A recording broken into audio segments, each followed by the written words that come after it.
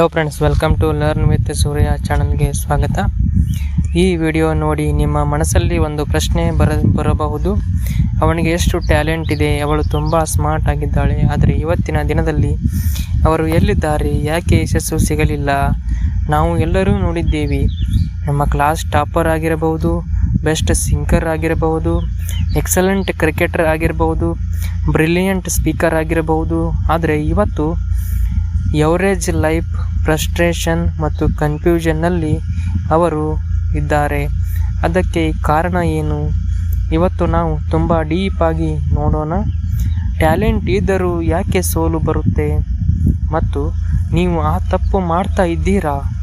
ಈ ವಿಡಿಯೋ ಕೊನೆಯವರೆಗೂ ನೋಡಿ, ಒಂದು ಪಾಯಿಂಟ್ ಕೂಡ ಮಿಸ್ ಮಾಡಬೇಡಿ. ಮೊದಲನೆಯದು, ಟ್ಯಾಲೆಂಟ್ ಒಂದು ಗಿಫ್ಟ್, ಆದರೆ ಗ್ಯಾರಂಟಿ ಅಲ್ಲ. ಮೊದಲನೆಯದಾಗಿ ಒಂದು ಸತ್ಯ ಹೇಳ್ತೀನಿ. ಟ್ಯಾಲೆಂಟ್ ಅನ್ನೋದು ಸ್ಟಾರ್ಟಿಂಗ್ ಪಾಯಿಂಟ್ ಆಗಿದೆ. ಸಕ್ಸಸ್ ಅನ್ನೋದು ಲಾಂಗ್ ಜರ್ನಿ ಆಗಿದೆ. ಟ್ಯಾಲೆಂಟ್ ಇದ್ದರೆ ಜರ್ನಿ ಈಸಿ ಆಗುತ್ತೆ, ಆದರೆ ಜರ್ನಿ ಕಂಪ್ಲೀಟ್ ಆಗುತ್ತೆ ಅನ್ನೋದು ಗ್ಯಾರಂಟಿ ಇಲ್ಲ. ಟ್ಯಾಲೆಂಟ್ ಇದ್ದವರು ಏನು ಮಾಡ್ತಾರೆ? ಅವರಿಗೆ ಚಿಕ್ಕ ಸಕ್ಸಸ್ ಬೇಗ ಸಿಕ್ಕಿಬಿಡುತ್ತದೆ. ಅದರಿಂದ ಏನು ಆಗುತ್ತೆ? ಅವರಿಗೆ ಕಂಫರ್ಟ್ ಝೋನ್, ಓವರ್ ಕಾನ್ಫಿಡೆನ್ಸ್, ನನಗೆ ಬೇರೆ ಯಾರಿಗಿಂತಲೂ ಹೆಚ್ಚು ಗೊತ್ತು ಅನ್ನೋ ಒಂದು ಆ್ಯಟಿಟ್ಯೂಡ್ ಅವರಲ್ಲಿ ಬಂದು ಬಿಡುತ್ತವೆ. ಇನ್ನೊಂದು ಕಡೆ ಯಾವುದೇ ಟ್ಯಾಲೆಂಟ್ ಇರದೇ ಇರುವವರು ಅವರು ಸ್ಟ್ರಗಲನ್ನು ಮಾಡ್ತಾರೆ ಮತ್ತು ಪದೇ ಪದೇ ಫೇಲ್ ಆಗ್ತಾರೆ. ಅವರು ಪ್ರಾಕ್ಟೀಸನ್ನು ಮಾಡ್ತಾರೆ, ಡಿಸಿಪ್ಲಿನನ್ನು ಕಲಿತಾರೆ. ಇದರಿಂದ ಕೊನೆಗೆ ಡಿಸಿಪ್ಲಿನ್ನಿಂದ ಅವರು ಟ್ಯಾಲೆಂಟನ್ನು ಬೀಟ್ ಮಾಡಿ ಮುಂದೆ ಹೋಗ್ತಾರೆ. ಕನ್ಸಿಸ್ಟೆನ್ಸಿಯಿಂದ ಇಂಟೆಲಿಜೆನ್ಸನ್ನು ಬೀಟ್ ಮಾಡಿ ಮುಂದೆ ಹೋಗ್ತಾರೆ. ಇದರಿಂದ ಟ್ಯಾಲೆಂಟ್ ಇರುವ ಜನರು ಹಿಂದೆ ಉಳಿದು ಬಿಡ್ತಾರೆ. ಎರಡನೆಯದು, ಟ್ಯಾಲೆಂಟ್ ಇರುವವರು ಕಷ್ಟಪಡುವುದನ್ನೇ ಕಲಿತಿರಲ್ಲ. ಇದು ತುಂಬ ಇಂಪಾರ್ಟೆಂಟ್ ಪಾಯಿಂಟ್. ಟ್ಯಾಲೆಂಟ್ ಇರುವವರು ಸ್ಕೂಲ್ನಲ್ಲಿ, ಕಾಲೇಜ್ನಲ್ಲಿ ನೀನು ಜೀನಿಯಸ್, ನಿನಗೆ ಹಾರ್ಡ್ ವರ್ಕ್ ಬೇಡ, ನೀನು ನ್ಯಾಚುರಲ್ ಅಂತ ಹೇಳ್ತಾರೆ ಅಂತ ಕೇಳಿಕೊಂಡೇ, ತಮ್ಮ ಒಳಗೆ ತಾವೇ ಕೇಳಿಕೊಂಡೇ ಬೆಳೆದಿರ್ತಾರೆ.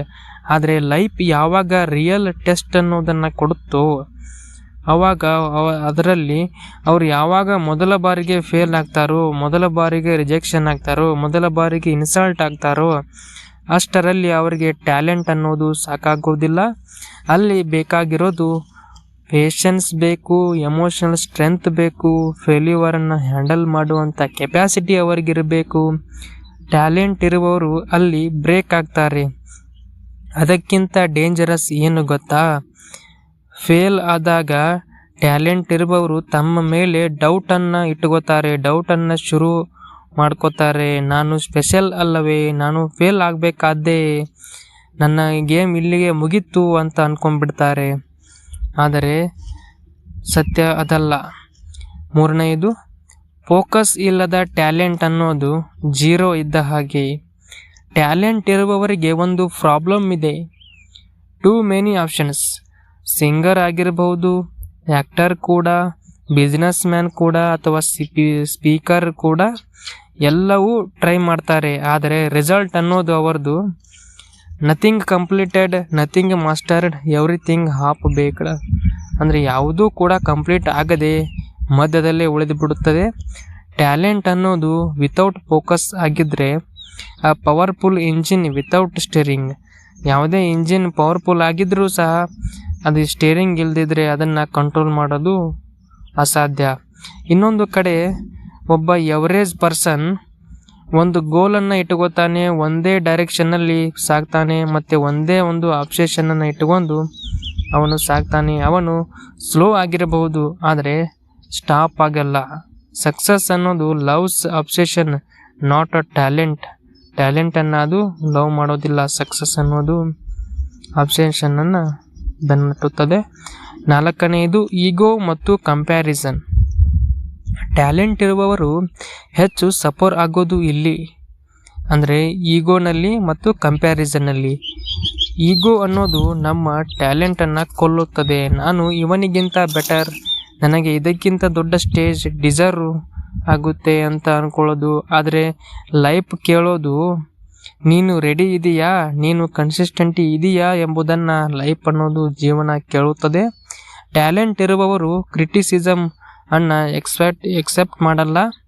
ಕರೆಕ್ಷನನ್ನು ಎಕ್ಸೆಪ್ಟ್ ಮಾಡ್ತಾರೆ, ಅದರಿಂದ ಕರೆಕ್ಷನ್ ಕೂಡ ಎಕ್ಸೆಪ್ಟ್ ಮಾಡ್ತಾರೆ. ಅದರಿಂದ ರಿಸಲ್ಟ್ ಏನಾಗುತ್ತೆ ಗೊತ್ತಾ? ಗ್ರೌತ್ ಅನ್ನೋದು ಸಂಪೂರ್ಣವಾಗಿ ಸ್ಟಾಪ್ ಆಗುತ್ತದೆ. ಲರ್ನಿಂಗ್ ಪ್ರೊಸೆಸ್ ಅನ್ನೋದು ಕೂಡ ಸಂಪೂರ್ಣವಾಗಿ ಸ್ಟಾಪ್ ಆಗುತ್ತದೆ. ಇನ್ನೊಬ್ಬ ಎವರೇಜ್ ಗಾಯ್ ಏನು ಮಾಡ್ತಾನಂದರೆ ತನಗೆ ತಾನೇ ಫೀಡ್ಬ್ಯಾಕನ್ನು ಕೇಳ್ತಾನೆ, ದಿನದಿಂದ ದಿನಕ್ಕೆ ಇಂಪ್ರೂವ್ ಆಗ್ತಾನೆ, ಸೈಲೆಂಟಾಗಿ ಸ್ಟೆಪ್ ಬೈ ಸ್ಟೆಪ್ ಗ್ರೋ ಆಗ್ತಾನೆ. 5ನೇದು, ಕನ್ಸಿಸ್ಟೆನ್ಸಿ ಅನ್ನೋದು ಟ್ಯಾಲೆಂಟ್ಗೆ ದೊಡ್ಡ ಎನಿಮಿ. ಟ್ಯಾಲೆಂಟ್ ಅನ್ನೋದು ಬರ್ಸ್ಟನ್ನು ಕೊಡುತ್ತೆ, ಅಂದರೆ ಕನ್ಸಿಸ್ಟೆನ್ಸಿಯನ್ನು ಬಿಲ್ಡ್ ಮಾಡುತ್ತೆ.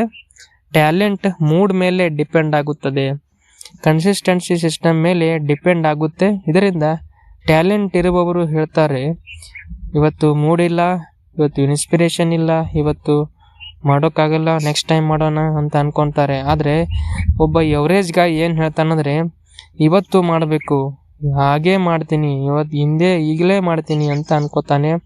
10 ದಿನ ಮಾಡ್ತಾನೆ, 100 ದಿನ ಮಾಡ್ತಾನೆ, ಅದೇ ರೀತಿ 1000 ದಿನ ಮಾಡಿ ಕೊನೆಗೆ ಬುಯ್ಯನ್ನು ಅಂದರೆ ಅವನ ಸಕ್ಸಸ್ಸನ್ನು ಪಡಿತಾನೆ. Success does not come from motivation, it comes from boring repetition ಅಂತ ಹೇಳ್ಬೋದು. 6ನೇದು, ಟ್ಯಾಲೆಂಟ್ ಇರುವವರಿಗೆ ಲೈಫ್ ಅನ್ನೋದು ಈಸಿ ಆಗಿರುತ್ತೆ.